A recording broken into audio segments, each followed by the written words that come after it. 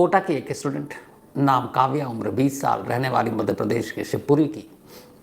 उसके फादर एक private school के ओनर, मालिक। और अचानक 18 मार्च को उनके मोबाइल पर एक मैसेज और एक तस्वीर आती है। तस्वीर काव्या की थी, उसके हाथ पैर बंधे हुए थे, मुंह पर कपड़ा बंधा हुआ था और मैसेज में ये लिखा था कि तुम्हारी बेटी काव्या को किडनैप कर चुके हैं, 30 लाख रुपए दे दो वरना काव्या को मार डालेंगे। ये कहानी आपको डिटेल में सुनाई। 18 मार्च की बात है जब पुलिस ने रिपोर्ट लिखी थी, कोटा पुलिस ने।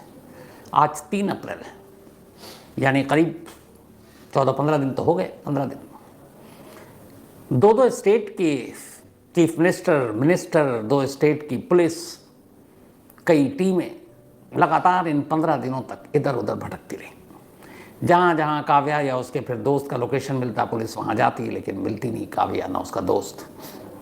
लेकिन लंबी कोशिश के बाद आखिरकार कल शाम करीब 6 बजे काव्या इंदौर में मिल गई। इंदौर में भी नहीं, इंदौर से करीब 15 किलोमीटर दूर एक मोहल्ले में।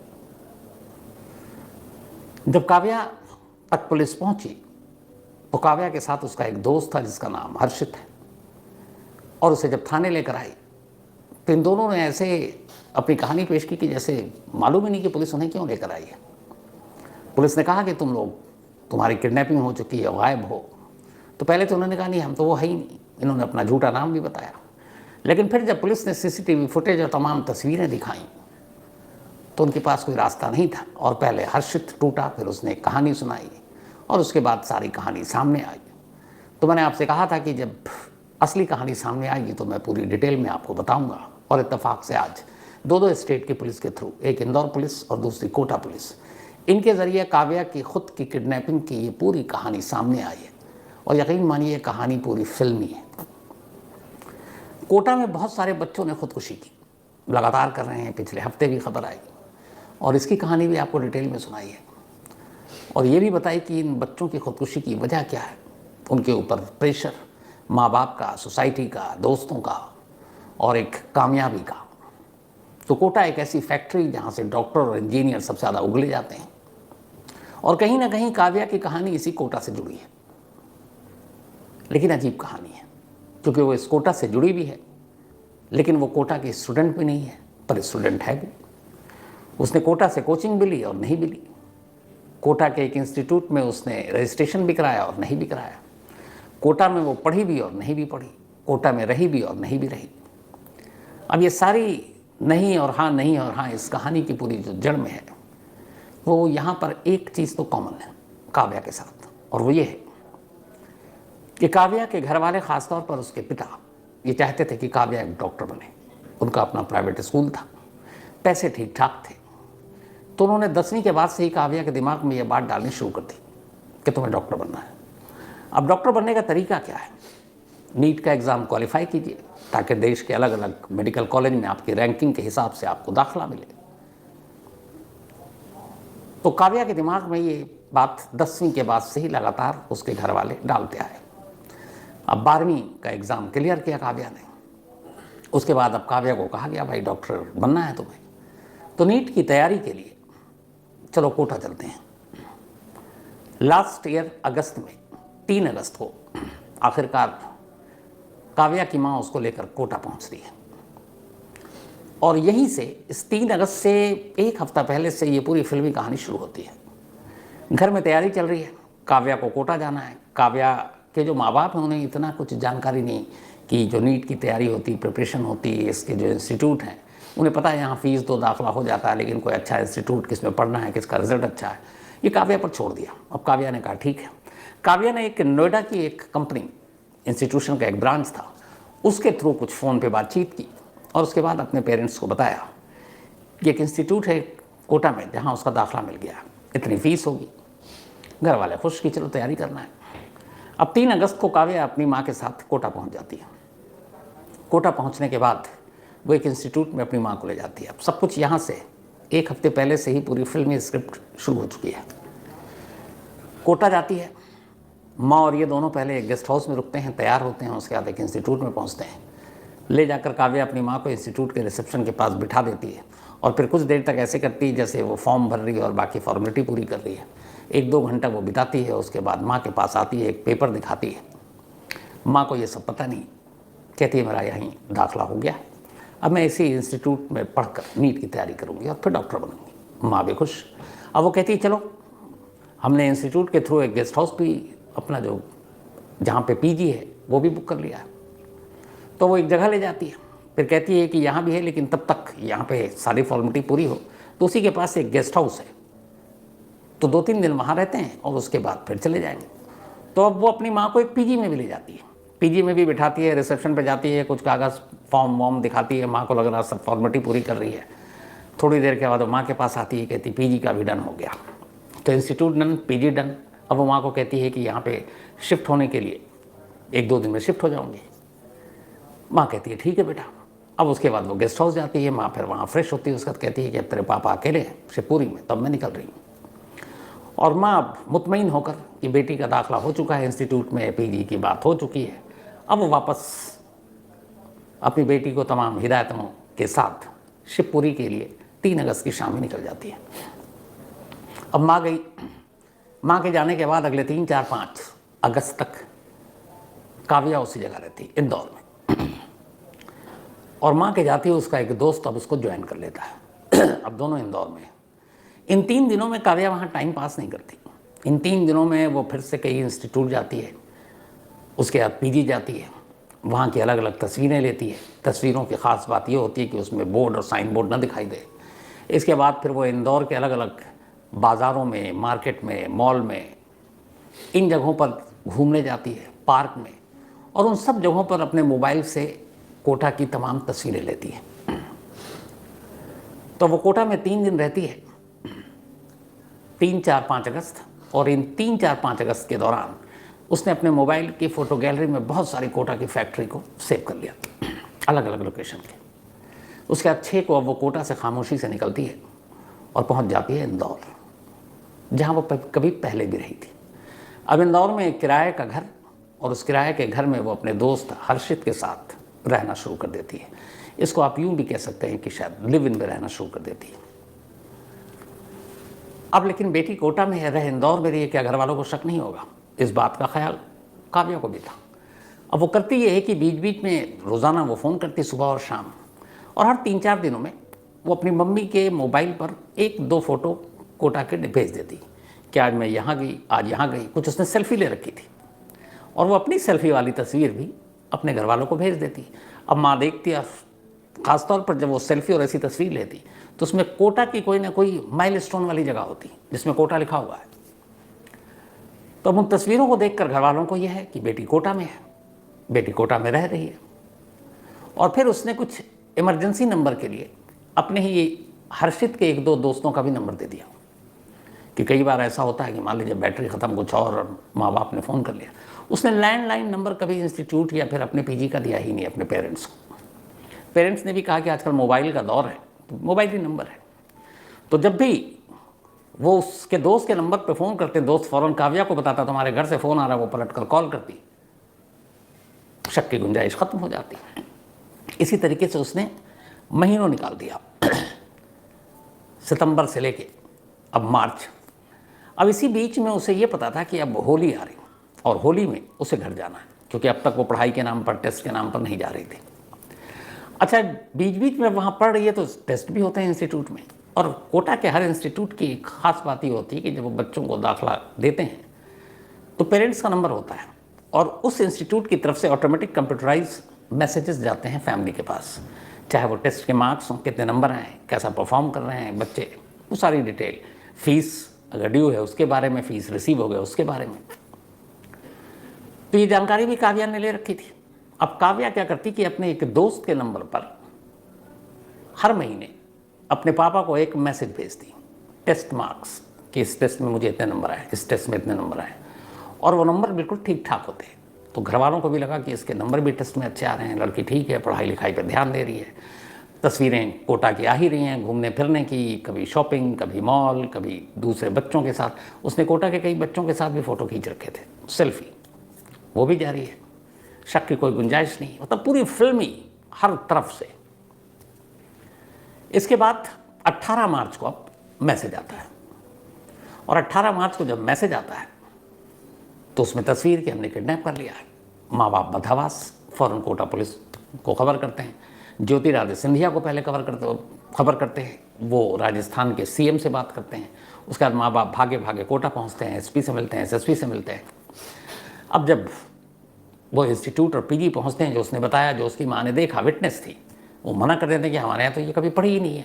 तो पहली बार कोटा पुलिस को अजीब लगता है। इसके बाद कोटा पुलिस अब तफ्तीश करती है, तो फिर पिता बताते हैं कि अभी कल तो ही आपने इंस्टीट्यूट वाले से कहते हैं कि आपने मेरी बेटी के टेस्ट के मार्क्स भेजे हैं, ये रहा मैसेज। अब जब वो मैसेज देखते हैं इंस्टीट्यूट वाले, तो कहते हैं कि भैया हम तो इस नंबर से कभी कोई मैसेज भेजते ही नहीं है, पर्सनल नंबर से। हमारा कंप्यूटराइज नंबर होता है जिसमें इंस्टीट्यूट के अल्फ़ाबेटिक नंबर आते हैं और बाकी टेस्ट का एक फाइनल स्कोर भेजते हैं। अब जब पुलिस ने वो नंबर देखा और टेस्ट मैसेज इंस्टीट्यूट की तरफ से, तो पुलिस ने उस नंबर के कॉल डिटेल रिकॉर्ड निकाले, उसका लोकेशन ट्रेस किया, तो पता चला कि ये मैसेज जो टेस्ट के मार्क्स थे ये तो इंदौर से भेजे गए। इंस्टीट्यूट कोटा में, टेस्ट के नंबर इंदौर से भेजे जा रहे हैं। पुलिस को वहीं गड़बड़ झाला लग गया। इसके बाद खैर तफ्तीश हुई, तो एक दो लड़कों को इंदौर से उठाया गया। तो उसी वक्त पता चल गया था कि काव्या ने खुद अपनी किडनैपिंग अपने आप कराई है और 30 लाख रुपए की मांग की। उसके बाद साथ में कहानी आई कि 30 लाख रुपए उसने इसलिए चाहिए थे कि वो विदेश पढ़ने के लिए जाना चाहती थी। शायद विदेश जहाँ मेडिकल की पढ़ाई वहाँ पे सस्ता है और नीट जैसे टफ एग्ज़ाम को क्रैक करने की ज़रूरत नहीं है, आप वहाँ जाइए और आराम से आप डॉक्टर बन सकते हैं। तो ये कहानी पुलिस ने खोल दी, लेकिन अब असली कहानी के किरदार गायब है, यानी हर्षित और काव्या। तो अब जब दोनों हाथ लगे, तो फिर इन दोनों ने अपनी पूरी जो कहानी सुनाई। अब उस कहानी पर आते हैं। इंदौर में जब ये तस्वीर थी, ये तस्वीर तो 10 दिन पहले इन लोगों ने अपनी किडनैपिंग की खींच ली थी, एक गेस्ट हाउस के ही किचन में, जिसमें काव्या के हाथ पैर बंधे हुए, यही वो तस्वीर। और ये उसके अपने दोस्तों ने तस्वीर खींची, हर्षित ने। तस्वीर खींचने के बाद ये अपने पास इन्होंने रखे हुए थे, पेरेंट्स को नहीं भेजा। फिर जहाँ पे ये तस्वीर खींची उस जगह को खाली किया। फिर ये कोटा आ गए। 17 मार्च को काव्या कोटा में थी और 17 मार्च को कोटा में रहने के बाद फिर ये वापस पहुँचे जयपुर। जयपुर में 18 मार्च को थे और 18 मार्च को ही ये वीडियो पेरेंट्स को भेज दिया गया। कोटा इसलिए गए थे ताकि इस्टेब्लिश कर सके कि वो उस दिन कोटा में थे। फिर ये जयपुर पहुँचे, जयपुर से इंदौर। लेकिन तब तक खबर आ गई, मीडिया में खबर आ गई, ये तस्वीर वायरल हो गया, एक लड़की की किडनैप, वो भी कोटा की। कोटा की खबरें वैसे ही डराती हैं। अब पहली बार था कि एक स्टूडेंट किडनैप हो गई है। तब इन तस्वीरों को देखकर काव्या और उसका दोस्त हर्षित दोनों घबरा गए। उन्होंने कहा कि इंदौर के कुछ ठिकानों के बारे में काव्या के पिता को भी जानकारी थी, क्योंकि काव्या पहले इंदौर में पढ़ चुकी थी इसी नीट की तैयारी के लिए। लेकिन फिर वो वापस उसको वहाँ से हटाया गया था और कोटा भेजा गया था, और उसकी वजह थी यही हर्षित, क्योंकि तब भी काव्या के पेरेंट्स को हर्षित और काव्या के बारे में पता चल चुका था। तो उन्होंने हर्षित से दूर करने के लिए उसको इस बार कोटा भेज दिया। अब जब उन्हें पता चला कि ये मीडिया में खबर आ गई है, दोनों पैनिक हो गए। उसके बाद दोनों ने फ़ौरन इंदौर छोड़ दिया। इंदौर छोड़ने के बाद दोनों ट्रेन से अलग अलग रूट से होते हुए सीधे अमृतसर पहुंचते हैं। अमृतसर जाने के बाद गोल्डन टेम्पल में जाते हैं और वहाँ अब दोनों गुरुद्वारे में ही रहते हैं। उन्हें पता था गुरुद्वारे में खाना पानी मिल जाता है, गुरुद्वारे में आसानी से रह सकते हैं, वहाँ पुलिस आती नहीं है, कोई पूछेगा नहीं, और सबसे बड़ी बात इतने पैसे नहीं कि ज़्यादा दिन सर्वाइव करें। तो वो अमृतसर में रहते, गुरुद्वारे में रहते, लेकिन धीरे धीरे बाकी पैसे भी ख़त्म हो रहे हैं, क्योंकि खाने पीने के अलावा भी और ज़रूरतें होती हैं। और इधर लगातार मीडिया में वो खबरें देख रही। तो जब पैसे ख़त्म होने लगे तो फिर दोनों ने तय किया कि अब वापस चलते हैं इंदौर, क्योंकि इंदौर में हर्षित का भी और काव्या के भी बहुत सारे दोस्त थे, वहाँ से फाइनेंशियली मदद मिल जाएगी। घर से पैसे मांग नहीं सकते थे क्योंकि काव्या तो खुद किडनैप है, तो अपने माँ बाप को फ़ोन कैसे करती। 2 दिन पहले यानी कि 1 अप्रैल को दोनों अब गोल्डन टेम्पल से वापस इंदौर पहुंचते हैं। लेकिन उन्हें पता था कि इंदौर के पुराने ठिकानों पर पुलिस जा चुकी है, उनके दोस्तों से पता चल चुका था, 2 दोस्तों को पुलिस उठा चुकी है, तो वहाँ नहीं जाते, बल्कि इंदौर से 15 किलोमीटर दूर इंदौर के आउटस्कर्ट में एक मोहल्ले में जो गुमनाम जैसा है, वहाँ सस्ते में घर भी मिल जाएगा, वहाँ काव्या की एक दोस्त रहती थी। ये वहाँ पहुँचते हैं। काव्या अपनी दोस्त से कुछ पैसे लेती है और फिर उसका मोबाइल मांगती है, और उस मोबाइल से काव्या अपने घर अपने फादर को एक मैसेज करती है।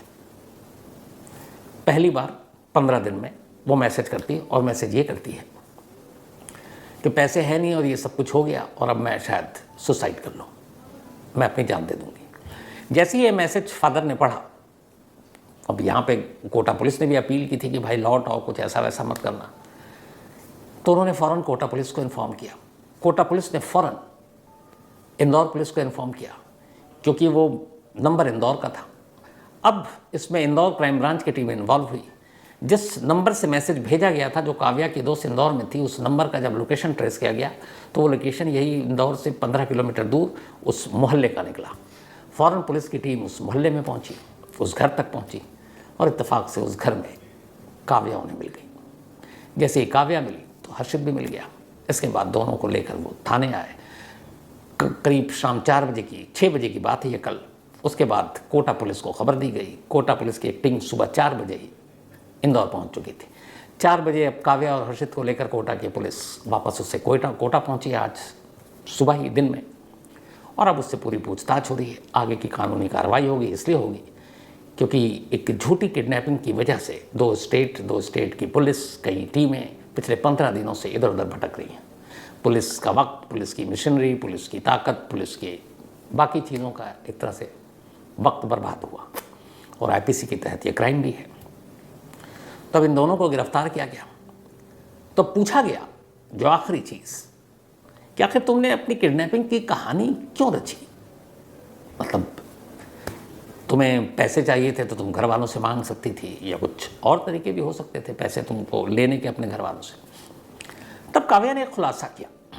उसने कहा कि कुछ वक्त पहले ही उसके फादर ने एक ज़मीन बेची थी शिवपुरी में, और उस ज़मीन को बेचने के बाद उनके पास अच्छे खासे पैसे आए थे, और इन पैसों की जानकारी काव्या को थी। तो ये पहली चीज़ हुई। दूसरी चीज़, उसे अपने बारे में खुद से पता था कि जिस सपने को उसके घर वालों ने पाल रखा है कि उनकी बेटी डॉक्टर बनेगी, नीट का एग्ज़ाम क्वालिफाई करेगी, काव्या को यह एहसास हो चुका था कि वो नीट का एग्ज़ाम क्वालिफाई नहीं कर सकती, वो इसको क्रैक कर ही नहीं सकती। उसने कुछ बच्चों से वहाँ जब 3 दिन रही तो उसने ये भी बातचीत की, देखा, पता भी किया, और उसे अपनी एक तरह से काबिलियत पर भी मालूम था। उसको पढ़ाई लिखाई पे इतना फोकस और ध्यान भी नहीं था उसका। तो उसे लगा कि जहाँ लाखों बच्चे बैठते हैं और कुछ हज़ार का सिलेक्शन होता है, उसमें मैं कहाँ। तो उसे मालूम था कि वो नीट का एग्ज़ाम क्लियर नहीं कर पाएगी, और जब नहीं करेगी तो फिर घर वालों को बुरा लगेगा। तो इसीलिए उसने एक साथ 2 काम करने का फ़ैसला किया। उसने कहा एक तो किडनैपिंग करा लें तो उससे बहाना मिल जाएगा कि किडनैप हो गई, काफ़ी दिन तक इधर उधर, फिर मानसिक तनाव, दबाव, और उस वजह से नीट का एग्ज़ाम कामयाब नहीं हो पाया। कोई बात नहीं, बच्ची है, जान बच गई, चंगुल से निकल कर आ गई, तो हमदर्दी हो जाएगी। और दूसरा, वो पैसे भी आ जाएंगे जो पापा ने घर ज़मीन बेच कर दिए थे, तो उससे वो अपने पार्टनर के साथ इंदौर में अच्छी एक लाइफ भी बिता सकती है। ये 2 वजह थी जिसने एक 20 साल की स्टूडेंट को अपनी ही किडनैपिंग के लिए आइडिया दिया। हालांकि स्टूडेंट पे अब यहाँ कहना सही है कि नहीं मालूम नहीं, इसलिए कि वो कोटा में कभी उसने दाखिला लिया नहीं, कोटा में कभी पढ़ी नहीं, नीट की कभी तैयारी की नहीं। तो कोटा की स्टूडेंट किसी इंस्टीट्यूट की कहना भी गलत है। लेकिन इस कहानी में चाहे जो भी हो, एक नसीहत है। वो नसीहत ये है जो शुरुआत में आपसे कहा था। कोटा से बहुत सारी अफसोसनाक जो बच्चों की मौत की खबरें आती हैं, उसके बारे में बहुत सारे लोगों ने रिसर्च किया, बहुत सारे कहानियाँ अलग अलग आई, जिनसे पता चलता है कि जबरन किसी के ऊपर अपने सपने को थोपना नहीं चाहिए। और बहुत बार ऐसा होता है कि माँ बाप जो खुद नहीं कर पाए, वो चाहते हैं कि वो उनका बच्चा करे। अगर माँ बाप डॉक्टर नहीं बन पाए तो चाहते हैं कि उनके सपने को उनका बच्चा पूरा करके दिखाए। माँ बाप अच्छे बिजनेसमैन नहीं बन पाते हैं तो बच्चों से उम्मीद करते हैं। ये सरासर गलत है। हर एक बच्चे की अपनी एक काबिलियत है, अपनी एक खासियत है, अपनी एक कमज़ोरी है, अपनी एक ताकत है और अपनी एक सोच है। तो उसको उसी सोच के साथ उस पर छोड़ना चाहिए। माँ बाप का सिर्फ काम इतना है कि वो उसको गाइड करें, सही रास्ता दिखाएं। आखिरी फैसला लेने का हक बच्चों पे छोड़ दें। वही बच्चा जो शायद नीट या फिर बाकी एग्ज़ाम क्वालिफाई ना करे, लेकिन बाकी चीज़ों में बहुत बेहतर हो सकता है। चाहे वो बिजनेस हो, चाहे वो स्पोर्ट्स हो, चाहे वो एंटरटेनमेंट हो, चाहे वो सिंगिंग हो, चाहे आर्ट हो, कल्चर हो। तो जो उसकी ताकत है उसकी तरफ ध्यान देना चाहिए, वरना अंजाम यही जो कोटा में हम लगातार देखते आ रहे हैं। बच्चा खुद सबसे बेहतर जज होता है कि वो क्या कर पाता है।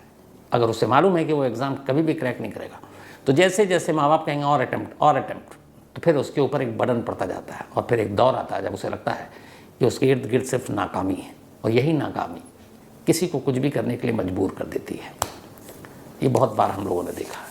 तो मैं एक बार फिर से इसीलिए तमाम पेरेंट्स से यही कहूँगा कि आप उसको सपोर्ट कीजिए, साथ दीजिए, पर अपना ड्रीम, अपनी जो आप शायद कभी नाकाम रहे हैं और आप बच्चों के ज़रिए पूरा करना चाहते हैं, ये गलत है, ये नहीं करना चाहिए। जो उसको बेहतर लगे, जिसमें वो बेस्ट कर सके, उससे पूछना चाहिए और पूरी आज़ादी देनी चाहिए और सपोर्ट करना चाहिए कि तुम ये करो।